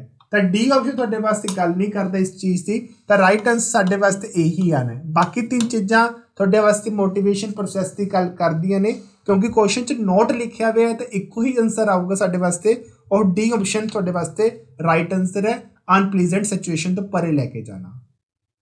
नैक्सट आ क्वेश्चन नंबर 14 क्वेश्चन दे विच की कह रहा है, a child written with his or left hand, कोई बच्चा लैफ्ट हैंड नाल लिखता है and is comfortable doing this thing with it, वही बच्चा इस चीज़ नाल काफ़ी ज़्यादा कंफर्टेबल है। ही और शी कुड शुड बी आ, उन्होंने की करना चाहता है। सिंपल जी गल है, अगर बच्चा कोई भी लैफ्ट हैंड या राइट हैंड नाल लिखता है और उस चीज़ को लैके वो कंफर्टेबल भी है, तो इट मीन कि वो अपनी पसंद है ना, सहमति है कि हाँ मैंने उस चीज़ नाल लिखना आंदा है। अगर लिखना भी आंदा है, लैफ्ट हैंड या राइट हैंड यूज़ करना भी आंदा है, तो ओबवियस उस हाथ नाल खांदा भी होएगा। तो देखो कहता कि है तुहानूं की करना पऊगा या उन्होंने की करना पेगा। ए पॉइंट डिस्करेज नहीं, ऐसा कुछ नहीं हो सकता, उन्होंने तुसीं डिस्करेज नहीं कर सकते हो। उस तो बाद नैक्सट कहता made to write with a left hand, left hand तो लिखता ही पे है, तो तुसीं लैफ्ट हैंड नाल ही किवें दोबारा तो फिर कह दोगे, तो ऑप्शन ए भी नहीं बनूगा। ठीक है, उस तो बाद क्वेश्चन नंबर 14 की सी ऑप्शन च कहता कि है अलाउ हिज प्रैफरेंस, उन्होंने कह दो कि तेरी जिमें सहमति है तो वो उमें ही कर सकता है। या डी ऑप्शन साडे वास्ते कहता कि है send to seek medical help, उन्होंने कह दो कि डॉक्टर की हैल्प लै, लैफ्ट हैंड साइड यूज़ ना कर तो राइट हैंड यूज़ कर। चलो ये भी नहीं कह सकते, क्योंकि बच्चा है जेड़े हाथ नाल लिखदा पिया की पता उस हाथ नाल कंफर्टेबल है। ठीक है, तो ਉਹਦੇ ਵਿੱਚ ਜਿਹੜੀ ऑप्शन आएगी वो साडे वास्ते सी ऑप्शन आएगी, अलाउ हिज प्रैफरेंस। ए राइट आंसर साडे वास्ते सी ऑप्शन, क्योंकि बच्चे की कंफर्टेबल ये है कि मैं वो लिख सकदा। अगर बच्चे तुम राइट हैंड नाल कह दोगे लिखने वास्ते तो काफ़ी टाइम ले जूगा, प्रॉपर तरीके नाल राइटिंग इंप्रूव नहीं होगी। चलो राइटिंग इंप्रूव करना तो बहुत दूर है, बच्चा प्रॉपर तरीके नाल लिख भी नहीं पाऊगा, क्योंकि बच्चे जो कंफर्टेबल लैवल है और सिर्फ वो लैफ्ट हैंड के नाल है, ना कि राइट हैंड के नाल। तो ऑप्शन एक ही बनेगी तुहाडे वास्ते, और सी ऑप्शन साडे वास्ते की है राइट आंसर है। नैक्सट आओ question number 15। Question number 15, which of the following not a sign of being gifted, इत्थे गल कीती गई है जो गिफ्टेड चिल्ड्रन हुंदे ने वो बच्चे किहड़े किहड़े होणगे। पर क्वेश्चन च पूछ रहा कि क्वेश्चन च ये पूछ रहा है किहड़ा बच्चा गिफ्टेड चिल्ड्रन नहीं है। किस तरह साइन जिहड़े हैगे, साइन का मतलब हुंदा है सानूं चिन्ह पता लग जाता है कि बच्चा गिफ्टेड नहीं है या गिफ्टेड है, वो किहड़ा बच्चा गिफ्टेड नहीं है, किस तरह साइन नहीं पाए जाते गिफ्टेड स्टूडेंट्स के विच। ए ऑप्शन है क्यूरियोसिटी, इहदा हरेक बच्चे नूं हुंदी है। बी ऑप्शन है क्रिएटिविटी, एक तकरीबन काफ़ी बच्चे च पाई जाती है। सी ऑप्शन कहता कि पूरा रिलेशनशिप द पीर, वो अपने किसी यारा दोस्त में कोई रिलेशन नहीं है, इनू बाद च देखते हैं। पर डी ऑप्शन पढ़ लेने, इंटरस्ट इन एक्स्ट्रा रीडिंग, हाँ ये चीज़ा गिफ्टेड च पाई जाती ने, लेकिन ध्यान रखिए नोट पूछा गया तो एक ये गेस्ट होएगा, तो क्यूरियोसिटी होएगी, क्रिएटिविटी होएगी, उस तो बाद इंटरस्ट एक्स्ट्रा रीडिंग च होना होएगा। पर क्वेश्चन अकॉर्डिंग पूछा गया not a sign of gifted, केड़ा साइन जेड़ा चिन्ह नहीं है बच्चे दे गिफ्टेड होने दा, गुणवान होने दा। ठीक है, तो एक ओबवियस गुणवान की गल की गई है, तेरे वास्ते राइट आंसर साडे वास्ते सी आंसर आऊगा, क्योंकि रिलेशनशिप की गल की गई, क्योंकि जी पुअर वर्ड है ना वो बच्चे दे गिफ्टेड होने के अगेंस्ट बोलती हुई है। ठीक है, तो अगर रिलेशनशिप आ जाता कला पुअर ना आता तो कह सकते कि ऑप्शन चारों ही कलैक्ट हो जांदियां, सही हो जांदियां। तो नोट पूछा गया तो पुअर जिहड़ा हैगा इस तुहाडे अपने अगेंस्ट वर्ड दे अलग जाता है, तो आंसर इक्को ही है, दैट्स कोला सी आंसर। बच्चे का पुअर रिलेशनशिप है कि अपने पी ग्रुप के नाल। पी ग्रुप तो सानू पता जो बच्चे एजमेट होंगे ने उम्र के अकॉर्डिंग जो बच्चे के फ्रेंड पाए जाते हैं। नैक्सट आओ क्वेश्चन नंबर 16, इंपॉर्टेंट क्वेश्चन है और बहुत ईजी क्वेश्चन है। Single factor theory of intelligence, syllabus के अकॉर्डिंग मल्टीपल इंटैलीजेंस पूछा गया, लेकिन सामने पहले एजुकेशन पॉइंट से करनी तो मल्टीपल इंटैलीजेंस या कल मल्टीपल इंटैलीजेंस नहीं करवाई, सिंगल वाली भी करवाई है, टू वे भी कराई है, टू और मोर वाली भी कराई गई है। मल्टीपल इंटैलीजेंस तो बाद ਜਿਹੜੇ भी चार्ट बने से सारे क्वेश्चन सामने मल्टीपल क्वेश्चन भी अटैम्प्ट किए हुए हैं। तो यह भी थोड़ा क्वेश्चन फिर आना चाहता है कि जिस एक ही सिंगल फैक्टर की गल की गई है, सिंगल फैक्टर मतलब जनरल फैक्टर की गल की गई सी और थ्योरी किन्ने द्वारा दी गई सी। तो ऑप्शन ए है एल्फ्रेड बिने। वैसे जो मैंने अपना टॉपिक स्टार्ट किया IQ लैवल के अकॉर्डिंग उदो मैं आंसर दस चुका थोनू हुनी, एल्फ्रेड बिने का राइट आंसर है जिन्होंने चार्ट दिता है अपने IQ लैवल का सिंगल फैक्टर थ्योरी के अकॉर्डिंग। तो बुद्धि के सिंगल फैक्टर का सिद्धांत तो किन्ना द्वारा दिता गया सीगा, एल्फ्रेड बिने द्वारा। थॉर्नडाइट हो गया, फ्रीमैन हो गया, नन ऑफ दीज हो गया, ये चीज़ां नहीं मिलदियां। थॉर्नडाइट ने लर्निंग थ्योरी दी सी, ना कि थोड़े अपनी इंटैलीजेंसी थ्योरी दी सी, ये भी ध्यान रखना जी, ठीक है। नैक्सट आओ क्वेश्चन नंबर 17। क्वेश्चन नंबर 17 दे विच की कह रहे हैं, who is the father of theory of multiple intelligence. पहले जो नोट्स देखे सी आपां ने फिलहाल ਉਹਦੇ ਵਿੱਚ ਹੀ ਤੁਹਾਡਾ ਆਪਣਾ ਪਹਿਲੇ ਕੁਐਸਚਨ ਪੁੱਛਿਆ ਗਿਆ ਸੀ, ਜਿਹੜੇ ਗਾਰਡਨਰ ਸੀ ਤੁਹਾਡੇ ਆਪਣੇ ਮਲਟੀਪਲ ਇੰਟੈਲੀਜੈਂਸ ਥਿਊਰੀ ਦੇ ਫਾਦਰ ਸੀ, ਠੀਕ ਹੈ। ਮਲਟੀਪਲ ਇੰਟੈਲੀਜੈਂਸੀ ਦੇ, ਸਿੰਗਲ ਦੇ ਨਹੀਂ, ਟੂ ਵੇ ਦੇ ਨਹੀਂ, ਟੂ ਔਰ ਮੋਰ ਵੇ ਦੇ ਨਹੀਂ, ਮਲਟੀਪਲ ਦੇ, ਜਿਸ 'ਚ ਇੱਕ ਵਾਰ 'ਚ ਕਾਫੀ ਸਾਰੀ ਚੀਜ਼ਾਂ ਬੱਚੇ ਦੇ ਅੰਦਰ ਪਾਈ ਜਾਂਦੀਆਂ ਨੇ। ਨੋਟਸ ਬਹੁਤ ਜ਼ਿਆਦਾ ਅੱਛੇ ਬਣੇ ਹੋਏ ਆ ਫਿਲਹਾਲ, ठीक है। अगर कोई बच्चा इंटरस्टिड है हजे भी अपना बैच लेने वास्ते ऑनलाइन दे विच तो इस नंबर पर कॉन्टैक्ट कर सकता है। वैसे भी वीडियो के नीचे डिस्क्रिप्शन बॉक्स से भी तुहानूं अपना WhatsApp ग्रुप मिलेगा, ਉਹਦੇ ਵਿੱਚ ਤੁਸੀਂ ਉਹਨੂੰ ज्वाइन भी कर सकते हो, ठीक है जी। आओ क्वेश्चन दोबारा देखते हैं। Who is the father of theory of multiple intelligence. Multiple intelligence theory के फादर कौन सी, जनक कौन सी, पिता कौन सी, किन्हां नूं पितामह किया गया फिलहाल थ्योरी ऑफ मल्टीपल इंटैलीजेंसी का, बहुभाषी बुद्धि का सिद्धांत का पितामह कौन सीगे। तक आंसर मैं तुहानूं पहला भी दस चुकिया। आओ ऑप्शन देखते हैं फिलहाल। ए ऑप्शन तुहाडे वास्ते गार्डनर सीगे, वेगोस्की सीगे, या ब्रूनर सी, या जीन पियाजे सीगे। तो थोने बाकी एक तीन इन्हां ऑप्शन च तीन ऑप्शन ऐसे ने जो थ्योरीज नाल रिलेट करदियां ने, ठीक है। लेकिन एक ही ऑप्शन तुहाडे वास्ते जिन्हां ने इंटैलीजेंस की गल कीती सी, that's called a Gardner. A option साडे वास्ते राइट आंसर है। पितामह कौन सी के तुहाडे अपने गार्डनर सीगे, इन्हां नूं मल्टीपल इंटैलीजेंस दा फादर कहा जाता है।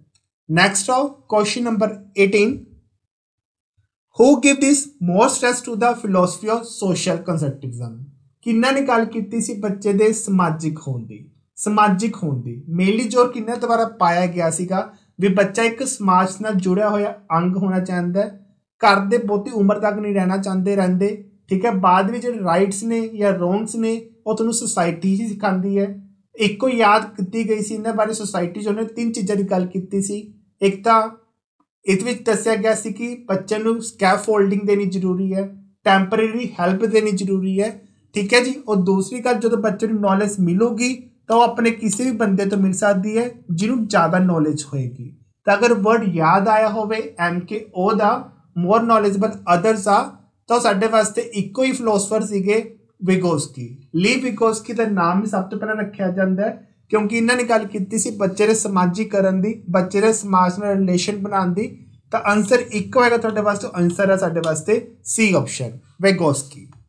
नैक्सट आओ क्वेश्चन नंबर 19 क्वेश्चन च कहंदा की है, the best place of social development for 12 year old child. एक बच्चा 12 साल का, 12 साल के बच्चे के वास्ते अच्छा प्लेस केड़ा होएगा, कारे वास्ते 12 साल के बच्चे अच्छा प्लेस कारा होएगा, सोशल डिवेलपमेंट का। ध्यान रखियो 12 साल के बच्चे वास्ते अगर बच्चे ने अपने अंदर सोसाइटी डिवेलप करनी है या सोशल रिलेशनशिप डिवेलप करने ने तो अच्छा प्लेस केड़ा होएगा। ए ऑप्शन है नेबरहुड, बी ऑप्शन है फैमिली, सी ऑप्शन है साडे वास्ते प्लेग्राउंड, या डी ऑप्शन है तुहाडे वास्ते स्कूल। जिमें कि तुसीं देख रहे हो मैंने दो ऑप्शन जिहड़ियां मार्क कीतियां ने, ना ही नेबरहुड होएगा ना ही फैमिली होएगी क्योंकि सोशल डिवेलपमेंट की गल करता पे है, ठीक है। दो रह चुकी ने सी दे भी और डी। सी साडे वास्ते प्लेग्राउंड है, डी साडे वास्ते स्कूल है। स्कूल जरूर तुहाडे वास्ते एक अंग बनता है सोशल डिवेलपमेंट का, और बट जिहड़े स्कूल की गल कर रहे हैं वो तुहाडे अपनी स्कूल गोइंग एज 5 या 6 साल तो स्टार्ट हो जाती है। लेकिन क्वेश्चन जो पूछा कि बच्चा 12 साल का है कि 12 साल का स्कूल का बच्चा जाना शुरू करूगा, नहीं, 5 या 6 साल का बच्चा स्कूल जाना शुरू कर दिंदा है, उत्थे में सोसाइटी थोड़ा थोड़ा पता लग जाता है। लेकिन 12 साल के बच्चे वास्ते अगर जिन्हें सोशल डिवेलपमेंट की गल की है और बस इको ही ऑप्शन सैट की गई है, दैट्स कॉल्ड अ प्लेग्राउंड। एक खेल के मैदान के 12 साल का बच्चा सोशल डिवेलपमेंट का रुख लै सकता है। नैक्सट आओ क्वेश्चन नंबर 20। क्वेश्चन नंबर 20 ਦੇ ਵਿੱਚ ਕੀ ਕਹਿ ਰਿਹਾ है, सिलेक्ट द एजुकेबल ग्रुप। इतने गल की एजुकेशन ग्रुप की गल की गई है। From the flowing group indicate difference IQ level. एक बच्चे वास्ते एजुकेशन ग्रुप वास्ते केड़ा IQ लैवल पाया जाएगा, ठीक है। डिफरेंट IQ लैवल दिते हुए ने 50 तो 70, 30 तो 50, 70 तो 90, 40 तो 80। अगर चार्ट देखा हो अल्फाबेट बी ने द्वारा जो दिता गया सीगा उस सारी चीज़ें दी गई ने, बट क्वेश्चन तो ध्यान रखियो तो एजुकेशन की गल की गई है, एजुकेशन ग्रुप की गल की गई है। बच्चे दे कह सकते हैं कि पढ़ाई के नाल रिलेटेड गल की गई है और बस किहड़ा लैवल सैट किया जाएगा। तो नॉर्मल जो बच्चा होंदा है, नॉर्मल स्टूडेंट की गल करिए IQ की, तो बच्चा 90 का बच्चा होंदा है, 70 तो 90 तक का होगा। लेकिन एजुकेशन की गल करिए तो एजुकेशन के मामले तुहाडे जी ऑप्शन आएगी और 50 तो 70 आएगी, जिहदी ऑप्शन साडे वास्ते राइट आंसर ए बनेगा। 50 to 70 education group of the students की गल की गई है। नैक्सट आओ क्वेश्चन नंबर 21। क्वेश्चन नंबर 21 च की कहता है, स्कोर्स आर जनरली। हुण इत्थे गल ध्यान रखियो, क्वेश्चन स्टार्टिंग च आंसर दिता हुआ है स्कोर्स का मतलब की है जिसे बच्चे को मार्क्स मिलते हैं, ठीक है। Are generally dash concluded with academic performance. जेडे बच्चे की एकेडमिक परफॉर्मेंस नूं की बनाते हैं, ठीक है। ध्यान रखियो ਇਹਦੇ ਵਿੱਚ ਗੱਲ ਕੀਤੀ ਕਿ ਬੱਚੇ ਦੇ ਮਾਰਕਸ ਦੀ, ਨਾ ਕਿ ਤੁਹਾਡੇ ਵਾਸਤੇ ਗ੍ਰੇਡਸ ਦੀ ਗੱਲ ਕੀਤੀ ਗਈ ਹੈ। ਤਾਂ ਕੀ ਬਣਾਉਣਗੇ ਬੱਚੇ ਦਾ ਐਕੈਡਮਿਕ ਪਰਫਾਰਮੈਂਸ ਕੀ ਬਣਦਾ ਹੋਏਗਾ, ਲੀਸਟ ਹੈ, ਪਰਫੈਕਟ ਹੈ, ਹਾਈਲੀ ਹੈ ਜਾਂ ਮੋਡਰੇਟ ਹੈ। ਤਾਂ ਸਕੋਰਸ ਦੀ ਗੱਲ ਕੀਤੀ ਗਈ ਹੈ, ਸਕੋਰ ਹੀ ਹੁੰਦੇ ਨੇ ਜੋ ਸਾਨੂੰ ਹਾਈ ਲੈਵਲ ਤੱਕ ਲੈ ਕੇ ਜਾਂਦੇ ਨੇ, ਬਾਕੀ ਚੀਜ਼ਾਂ ਗ੍ਰੇਡਸ ਨਾਲ ਰਿਲੇਟ ਕਰਦੀਆਂ ਨੇ। ਤਾਂ ਧਿਆਨ ਰੱਖਿਓ ਜਿਹੜਾ ਇਹਦਾ ਆਨਸਰ ਆਏਗਾ ਤੁਹਾਡੇ ਵਾਸਤੇ ਉਹ 21 ਦਾ C ਆਪਸ਼ਨ ਆਏਗਾ। C ਆਨਸਰ ਸਾਡੇ ਵਾਸਤੇ ਹਾਈਲੀ ਪ੍ਰੋਡਕਟਿਵ ਹੈ इस क्वेश्चन ਨੂੰ ਲੈ ਕੇ। नैक्सट आओ question number 22। Nature of the children are like. ਜਿਹੜੇ ਬੱਚੇ ਦਾ ਸੁਭਾਅ ਹੁੰਦਾ ਉਹ ਕਿਸ ਤਰ੍ਹਾਂ ਦਾ ਹੁੰਦਾ, मतलब बच्चे का सुभाਅ की गल की गई है। ये गल नहीं की कि बच्चा इन्फेंसी पीरियड का है या बच्चा प्री ऑपरेशनल का या ऑपरेशनल का है। बच्चे का सुभाਅ किस तरह का होएगा। ए ऑप्शन है इमिटेटिव, बच्चा नकल करूगा। बी है कंस्ट्रक्शन, सी है इमेजिनेटिव या डी है साडे वास्ते डिस्ट्रक्टिव। तो ध्यान रखियो डिस्ट्रक्टिव नेचर बच्चा होंदा है, लेकिन सब तो पहला बच्चा नकल करूगा। शुरुआत के बच्चा अपने माता पिता की नकल करूगा। तो नेचर की गल की गई, किसी की एज बारे नहीं पूछा गया। तो जो थोड़े वास्ते 20 सेकंड का आंसर बनेगा, बच्चा सिर्फ बच्चा हजे इमिटेट कर रहा है, नकल करता है माता पिता की। जो माता पिता सीखते हुए ने या सिखाते हुए ने, बच्चा उही चीज़ को की करता हुआ है, अनुकरण करता हुआ है। तो इमिटेटिव ही साडा जिहड़ा आंसर आएगा राइट आंसर आएगा। इमिटेशन कुरैशन थोड़े वास्ते राइट आंसर होएगा नेचर ऑफ चिल्ड्रन के लिए, ठीक है। बच्चा जिहड़ा कह सकते हैं कि सुभाਅ हुंदा वो नकल वाला हुंदा, ठीक है। बच्चा नकल कर करके की बनेगा, कंस्ट्रक्टिव होएगा, उस तरह इमेजिनेटिव होएगा, उस तरह डिस्ट्रक्टिव भी हो सकता है, ध्यान रखना, ठीक है। बट राइट आंसर साडे वास्ते ए ही बनेगी। नैक्सट आओ क्वेश्चन नंबर 23 की गल दोबारा फिर कर रहे हैं। The theory of multiple intelligence implies the following. जी थोड़ी उस मल्टीपल इंटैलीजेंसी है और नीचे वाले ऑप्शन के अकॉर्डिंग फॉलो तो कर रही है, बट एक चीज़ है एक्सेप्ट लिखा हुआ है, एक चीज़ है जो नहीं करती भी। और केड़ी हो सकती है। फिलहाल ऑप्शन देखते हैं किंदा, intelligence the distant set of the processing operation use by the individual to solve problem, ठीक है। इंटैलीजेंस एक तरह की प्रोसैस का काम करती है जिहदे बच्चा अपनी प्रॉब्लम की करूगा, सॉल्व करेगा। राइट आंसर ए भी है, ए ऑप्शन सही है, बट एक्सेप्ट की गल करता है किहड़ा नहीं है, ठीक है। बी ऑप्शन देख लेने। Discipline should presented in the number of ways. बच्चा जिहड़ा अनुशासन दिखाता है या प्रेजेंट करता है और अलग अलग रास्ते भी हैं जिस करके प्रॉब्लम की करूगा, सॉल्व भी करूगा, ठीक है। उस अकॉर्डिंग अगर देखा जाए तो ए भी सही है, बट क्वेश्चन एक्सेप्ट पूछा गया है। उस तरह कहता की है learning could be assessed through a variety of means, सही है, ये भी सही है अपने आप क्योंकि लर्निंग की गल करता भी है। डी ऑप्शन कहता की है emotional intelligence is not related to the IQ, ये गलत है। ध्यान रखना जी IQ होंगे ਉਹ ਹਰੇਕ ਹੁੰਦੇ ਆ, ਕੋਗਨੀਟਿਵ ਵੀ ਹੁੰਦਾ, ਮੋਰਲ ਵੀ ਹੁੰਦਾ, ਇਮੋਸ਼ਨਲ ਵੀ ਹੁੰਦਾ। ਮਤਲਬ ਬੱਚੇ ਦੀ ਸਮਾਰਟਨੈਸ ਦਿਖਾਣੀ ਹੈ, ਉਹ ਸਾਰੀ ਚੀਜ਼ਾਂ IQ ਲੈਵਲ ਦੇ ਵਿੱਚ ਸ਼ੋ ਕੀਤੀ ਜਾਂਦੀਆਂ ਨੇ। ਤਾਂ ਜਿਹੜਾ ਆਨਸਰ ਆਏਗਾ ਸਾਡੇ ਵਾਸਤੇ ਗਲਤ ਆਨਸਰ ਹੈ, ਡੀ ਆਪਸ਼ਨ ਸਾਡੇ ਵਾਸਤੇ ਨਹੀਂ ਰੱਖਿਆ ਜਾਊਗਾ। ਉੱਥੇ ਐਕਸੈਪਟ ਪੁੱਛਿਆ ਸੀਗਾ, ਤਾਂ ਐਕਸੈਪਟ ਦੇ ਕੋਲ ਸਾਡੀ ਇਹੀ ਆਨਸਰ ਸਹੀ ਬੈਠੇਗਾ, ਡੀ ਆਪਸ਼ਨ ਤੁਹਾਡੇ ਵਾਸਤੇ ਰਾਈਟ ਆਨਸਰ ਹੈ। ਨੈਕਸਟ ਆਓ ਕੁਐਸਚਨ ਨੰਬਰ 24। ਕੁਐਸਚਨ ਨੰਬਰ 24 ਵਿੱਚ ਕੀ ਕਹਿ ਰਿਹਾ ਹੈ, ਐਡੋਲਸੈਂਟ ਮੇ ਐਕਸਪੀਰੀਅੰਸਡ, ਇੱਕ ਜਿਹੜਾ ਬੱਚਾ ਕਿਸ਼ੋਰ ਅਵਸਥਾ ਦੇ ਵਿੱਚ ਹੁੰਦਾ ਉਹਨੂੰ ਐਕਸਪੀਰੀਅੰਸ ਹੋ ਸਕਦਾ ਹੈ। ਕਿਸ ਤਰ੍ਹਾਂ ਦਾ ਐਕਸਪੀਰੀਅੰਸ ਹੋਏਗਾ, ਮਤਲਬ ਉਹ ਬੱਚਾ ਕਿਸ ਤਰ੍ਹਾਂ ਦੀ ਨੇਚਰ ਦਾ ਹੋਏਗਾ। ਪਹਿਲਾ ਆਪਸ਼ਨ ਹੈ ਫੀਲਿੰਗ ਆਫ ਸੈਲਫ ਐਕਚੁਲੇਸ਼ਨ, ਸਿਰਫ ਬੱਚਾ ਆਪਣੇ ਆਪ ਨੂੰ ਦੇਖੂਗਾ, ਆਪਣੇ ਆਪ ਨੂੰ ਕੰਸਟਰਕਟ ਕਰੂਗਾ।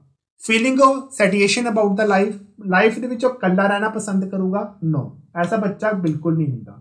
ਠੀਕ ਹੈ। Anxiety and concern about the themself, ਚਿੰਤਿਤ ਹੋਏਗਾ, ਨੋ।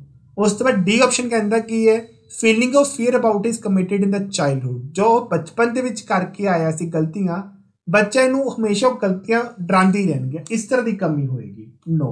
ਤੇ ਧਿਆਨ ਰੱਖਣਾ ਇੱਕੋ ਹੀ ਆਨਸਰ ਹੈ ਜੋ ਤੁਹਾਡਾ ਆਪਣੇ ਮੇਨ ਨੂੰ ਗੱਲ ਕਰਦਾ, ਐਡੋਲਸੈਂਟ ਦੀ ਗੱਲ ਕਰਦਾ, ਔਰ ਸਾਡੇ ਵਾਸਤੇ ਏ ਆਪਸ਼ਨ ਹੈ ਫੀਲਿੰਗ ਆਫ ਸੈਲਫ ਐਕਚੁਲਾਈਜੇਸ਼ਨ। ਬੱਚਾ ਸਿਰਫ ਆਪਣੇ ਆਪ ਦੀ ਸੰਰਚਨਾ ਕਰੂਗਾ ਜਾਂ ਆਪਣੇ ਆਪ ਨੂੰ ਕੰਸਟਰਕਟ ਕਰੂਗਾ, ਬੱਚੇ ਨੂੰ ਬਾਕੀ ਚੀਜ਼ਾਂ ਦਾ ਕੋਈ ਖਿਆਲ ਨਹੀਂ ਹੋਏਗਾ। ਤਾਂ ਆਨਸਰ ਜਿਹੜਾ ਆਊਗਾ ਤੁਹਾਡੇ ਵਾਸਤੇ ਉਹ ਏ ਆਪਸ਼ਨ ਆਊਗੀ।